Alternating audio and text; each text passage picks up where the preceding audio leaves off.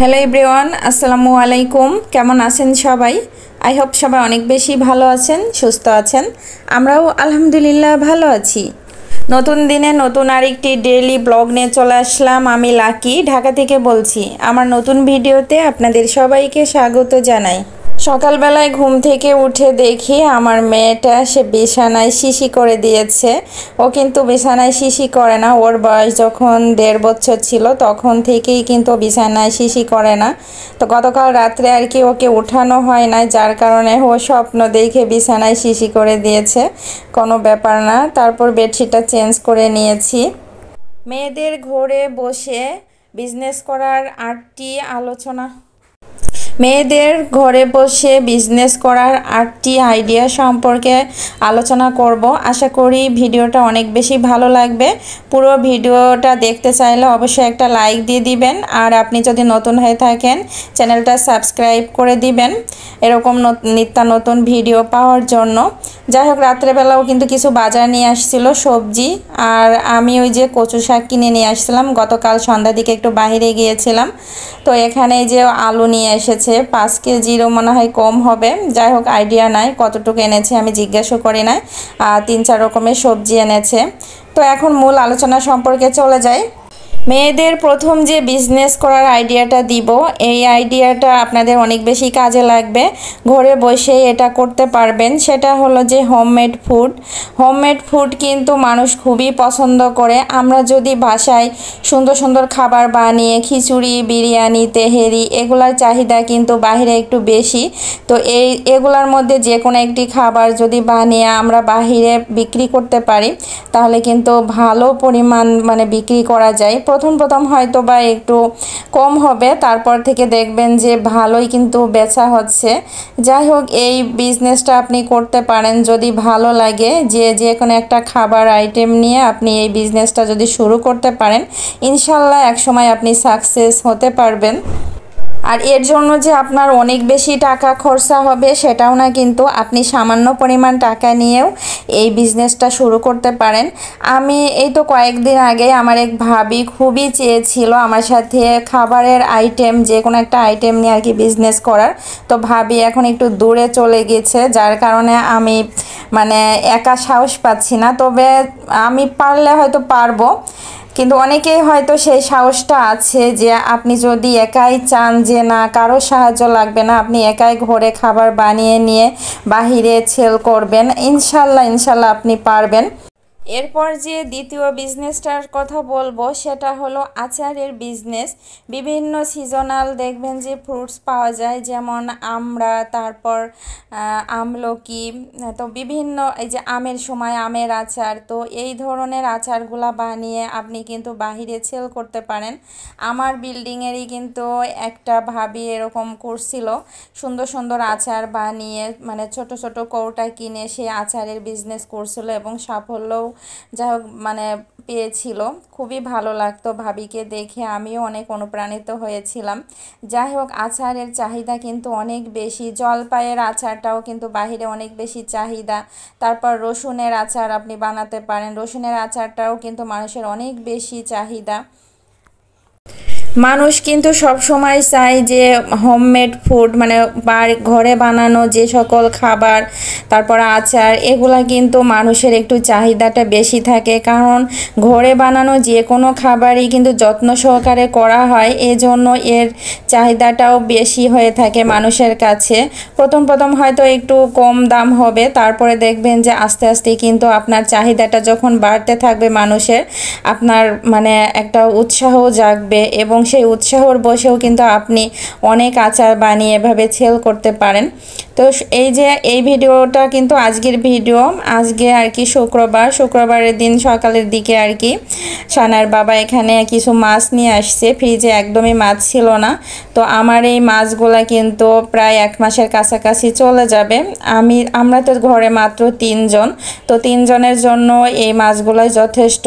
প্রতিদিন যে শুধু মাছ খাই সেটা না, একদিন হয়তো ডিম রান্না করি, একদিন মাছ করি, এইভাবে আর কি হয়ে যায়।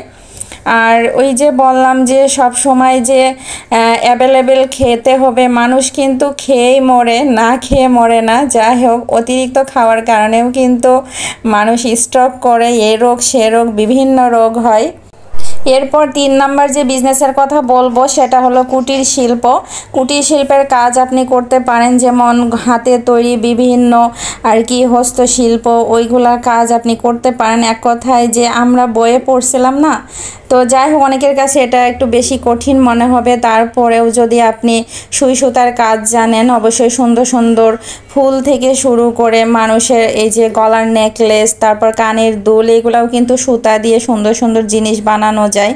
তো ঘরের সুন্দর সুন্দর জিনিস বানিয়ে আপনি যদি এগুলো সেল করেন, ভালো একটা ব্যবসা কিন্তু, এই ব্যবসাটা কিন্তু একটা ভালো একটা ব্যবসা আপনি করতে পারেন। যাই হোক, আমি শর্টকাটে আর কি আলোচনাগুলো করছি, কারণ যেহেতু আমার ভিডিওটা একদমই ছোট, তো একদম একটা টপিক নিয়ে আমি দীর্ঘ সময় ধরে আলোচনা করতে পারছি না। এরপর যে 4 নাম্বার যে বিজনেসের কথা বলবো সেটা হলো শুটকির ব্যবসা। হ্যাঁ, অনেকে হয়তো হাসবেন যে শুটকি নিয়ে আবার কিভাবে ব্যবসা করবেন। তো শুটকি নিয়ে আমি বলবো যে ঘরে বানানো শুটকির প্রতি মানুষের কিন্তু একটু বেশি চাহিদা হয়ে থাকে বাহিরের শুটকির প্রতি। বাইরের শুটকির প্রতি কিন্তু মানুষের তেমন একটা চাহিদা থাকে না, কারণ মানুষ মনে করে যে বাহিরের শুটকি কীভাবে না জানি বানাইছে, মানে অপরিষ্কার অপরিচ্ছন্নভাবে, হয়তো ওগুলা মানুষের কাছে একটু অন্যরকম লাগে। কিন্তু ঘরে বানানো শুটকি কিন্তু মানুষ যত্ন করে পরিষ্কার পরিচ্ছন্নভাবে সুন্দর করে আর কি শুটকিটা বানায়। তো এই শুটকির প্রতি মানুষের একটু চাহিদা বেশি থাকে। যেমন মাংস শুটকির কিন্তু মানুষের অনেক বেশি চাহিদা থাকে। মাংস শুটকি করে সেগুলা বাহিরে আর কি বিক্রি করতে পারেন। এর আগে একটা ভিডিওতে দেখেছিলাম যে একটা মহিলা আর কি মাংসের শুটকি করে সে অনেক টাকা, লাখ লাখ টাকার আর কি মালিক হয়েছিলেন, মানে সে আর কি এক কথায় সাকসেস হয়েছেন। তো এই যে এরকম যদি সে পারে, তাহলে আপনারা কেন পারবেন না, তাই না? একটু চেষ্টা করলেই কিন্তু সম্ভব। এরপর যে ব্যবসাটার কথা বলবো আপনাদের সাথে, ঘরে আর কি হাতে তৈরি পিঠা। তো পিঠার কিন্তু সবসময় একটা চাহিদা থাকে, শীতকাল আসলে তো এর চাহিদাটা একটু বেশিই থাকে। তো শীতকাল ছাড়াও অন্য টাইমেও আপনারা কিন্তু সুন্দর সুন্দর পিঠা বানিয়ে বাইরে বিক্রি করতে পারেন। তারপর আপনাদের দেশের যে মানে ঐতিহ্যবাহী যে পিঠাগুলো আছে না, প্রত্যেক দেশেরই কিন্তু একটা করে ঐতিহ্যবাহী পিঠা থাকে, বিভিন্ন রকমের পিঠা থাকে। তো আপনার দেশের ঐতিহ্যবাহী পিঠাটা নিয়েই আপনি শুরু করতে পারেন। তো সেই পিঠা দিয়ে বানিয়ে যদি আপনি বাহিরে সেল করতে পারেন, দেখবেন আপনি পিঠা বানিয়ে কিন্তু হাজার হাজার টাকার মালিক হয়ে গেছেন। এটা কিন্তু সম্ভব। আর শীতকালেও তো বিভিন্ন রকম পিঠা আমি দেখি রাস্তাঘাটে সবাই বিক্রি করছে, এগুলা কিন্তু একটা ভালো একটা চাহিদা এবং ভালো একটা বিজনেস। এই ব্যবসাগুলো কিন্তু আপনি অল্প পুঁজি দিয়েই আর কি শুরু করতে পারেন। আপনার যে অনেক পুঁজি লাগবে, অনেক পুঁজি দিয়ে আপনার এগুলো শুরু করতে হবে সেটা না কিন্তু। এরপর যে ব্যবসাটার কথা বলবো সেটা হলো যে অনলাইনে পোশাক বিক্রি। আপনার যদি ফেসবুক থাকে, ফেসবুকে একটা পেজ খুলে নেবেন। ফেসবুকের মাধ্যমে কিন্তু নানান ধরনের বিজনেসের আইডিয়া, মানে বিজনেসগুলো আপনি মানুষের কাছে প্রচার করতে পারেন। এতে করে কিন্তু আপনার বিজনেসের জন্য অনেক বেশি ভালো হবে এবং বিক্রিটাও কিন্তু অনেক বেশি হবে। আমরা যদি লজ্জা করে কোনো কিছু না করে ঘরে বসে হাত পা গুটিয়ে বসে থাকি, তাহলে কি টাকা কি আমাদের হাতের মুঠায় আসবে? আর আমরা কি কখনো টাকা জমাতে পারবো?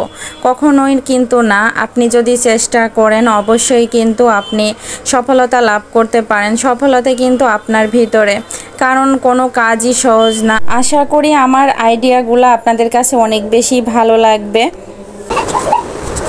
যে ব্যবসাটার কথা বলবো হচ্ছে সেটা হলো বিউটি পার্লার।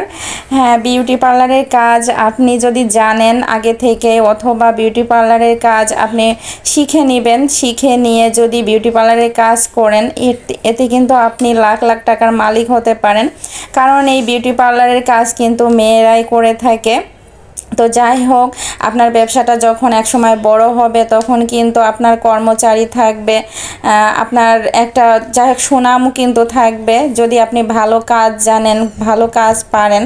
তো চেষ্টা করলে সবই সম্ভব। আর বিউটি পার্লার দিতে গেলে যে আপনার হাজার হাজার টাকা বা লাখ টাকার প্রয়োজন হবে সেটা না। আপনি কম পরিমাণ প্রোডাক্ট নিয়ে একটু মানে মার্কেটিং করতে হবে, মানে আপনাকে সবাইকে জানাতে হবে যে আপনি বিউটি পার্লারের কাজ জানেন। তো একদম ছোট ছোটোভাবে করে আপনি এই বিউটি পার্লারের কাজগুলো করতে পারেন। মানে একদম যদি আপনি মনে করেন যে 10,000 টাকা দিয়ে শুরু করতে চান, তো মাত্র 10,000 টাকা দিয়ে আপনি কিন্তু বিউটি পার্লারের কাজ শুরু করতে পারেন। আপনার দেখা গেল যে আপনার হয়তো বাহিরে কোনো দোকান নিতে পারছেন না, বা আপনি আপনার ঘরেই কিন্তু বিউটি পার্লারের যে কাজগুলার আপনি করতে চান, ঘরের হয়তো আপনার 2টা রুম আছে বা 3টা রুম আছে, আপনি একটা রুমে আর কি বিউটি পার্লারের কাজগুলা করতে পারেন। তো এই আইডিয়াগুলো আপনাদেরকে দিলাম, আশা করি মানে খুবই ভালো লাগবে। যে কোনো একটি ব্যবসা যদি আপনি বেছে নেন, আপনার কিন্তু মানে কি বলবো, আপনার ভাগ্যটাই কিন্তু পরিবর্তন হয়ে যাবে। আর আমি মনে করি প্রত্যেকটা মেয়েরই কিন্তু কিছু না কিছু করা উচিত এবং নিজের পায়ে দাঁড়ানো উচিত, অন্যের উপর নির্ভর না করে। আর এই যে আইডিয়াগুলো দিলাম, এই আইডিয়াগুলো আপনাদের কাছে কেমন লাগছে অবশ্যই কিন্তু আমাকে কমেন্টস করে জানাবেন। বিকালবেলার দিকে এই যে একটু নুডলস রান্না করেছি। মেয়েটা নুডলস খাওয়ার জন্য খুবই অস্থির হয়েছিল, সে নুডলস খেয়ে বাইরে যেতে চাচ্ছে। তো বাইরে একটু যাব, বাইরে আর কি বেশি সময় থাকবো না, যেই চলে আসব।